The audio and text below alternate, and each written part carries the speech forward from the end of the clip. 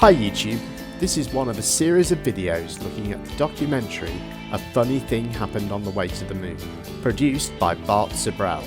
You will hear me mention him quite a lot. Check out my channel for other videos in the series, or for the box set where you can watch them all in one feature-length video. Part 5. No Stars. In this section we look at why the Apollo photographs don't depict stars.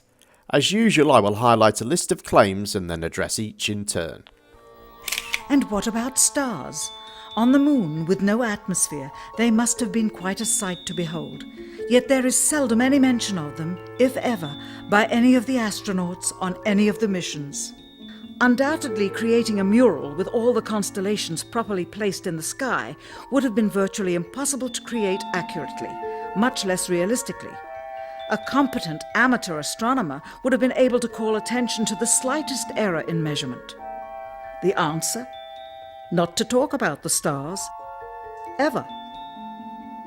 In their post-flight press conference, it was the only question to which Neil Armstrong responded with an absence of memory.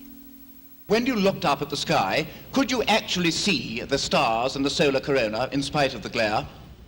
We were never able to see stars from the lunar surface or on the daylight side of the moon by eye without looking through the optics.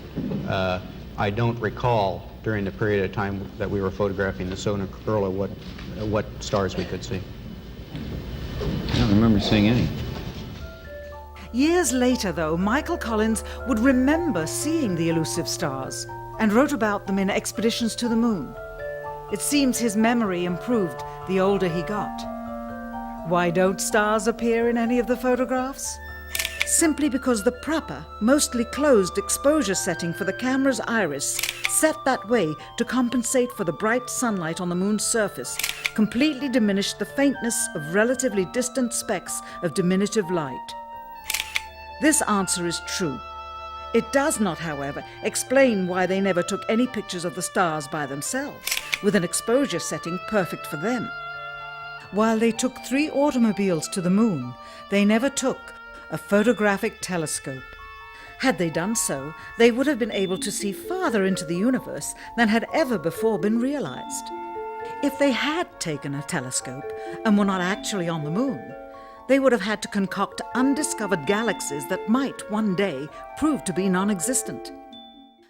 This is a popular misconception that we would not expect from someone who has thoroughly researched this subject. Because the lunar sky is black, we tend to think that the viewing conditions are the same as at night here on Earth. This is not so. Astronauts' eyes and camera apertures would be adjusted to bright sunlight, and so the relatively faint stars would not be visible or appear in photographs. As we heard Neil Armstrong say in the post-flight press conference, stars are not visible from the daylight side of the moon without using the optics, which had an eyepiece which blocked out other light. Stars are mentioned dozens of times on every mission, because star sightings were used to check and correct for drift in the inertial guidance system, which showed the crew the spacecraft's position in space. The command and lunar modules had a sextant and telescope, which were used to target 2 or 3 stars from the guidance computer's catalogue and mark their positions. From this, the computer could calculate the spacecraft's actual position in space. This procedure was performed 3 times on each leg of the journey, with astronauts naming stars every time, sometimes by their regular name and sometimes using their computer number code. Well, star number 30 looks like it's right dab smack in the middle of the sextant. Houston, roger out. 0350. Vega and Deneb, 071 291 341. In one of the live TV broadcasts made on the journey, Buzz Aldrin describes his star chart, used to aid the recognition of stars. Pointing up in this direction, we see out our side windows the sun going by, and of course out one of our windows right now we've got the Earth.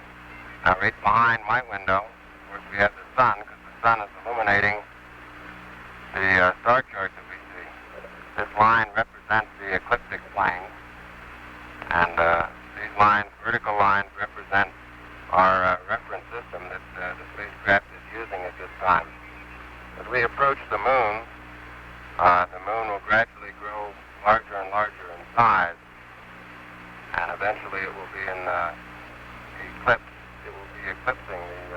sun as we go behind it as we approach the lunar orbit insertion maneuver.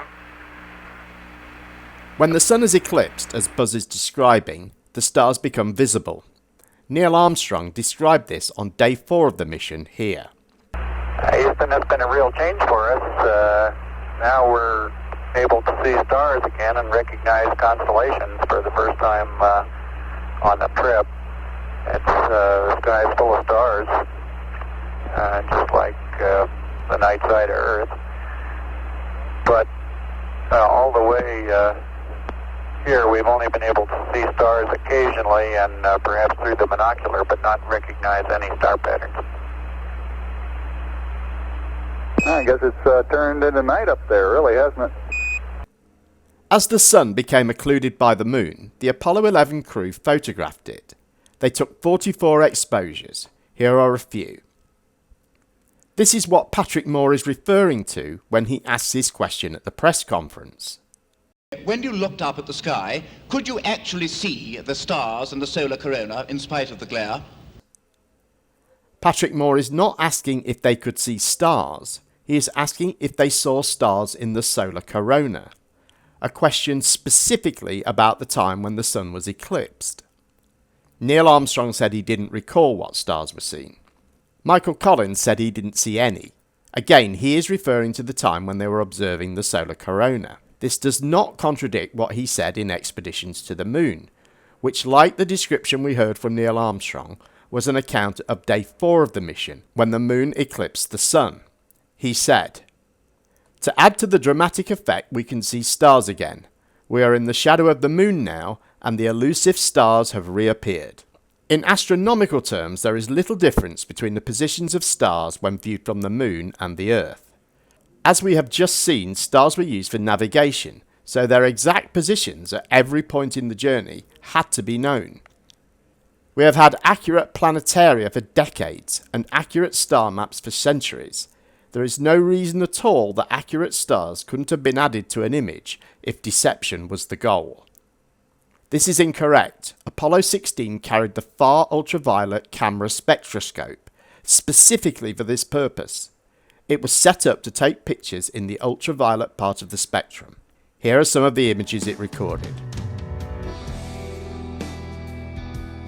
In part 6, we look at a number of claims including the cost of the lunar rovers, astronauts' faces in photos, and the hoaxer classic, flags blowing in the wind.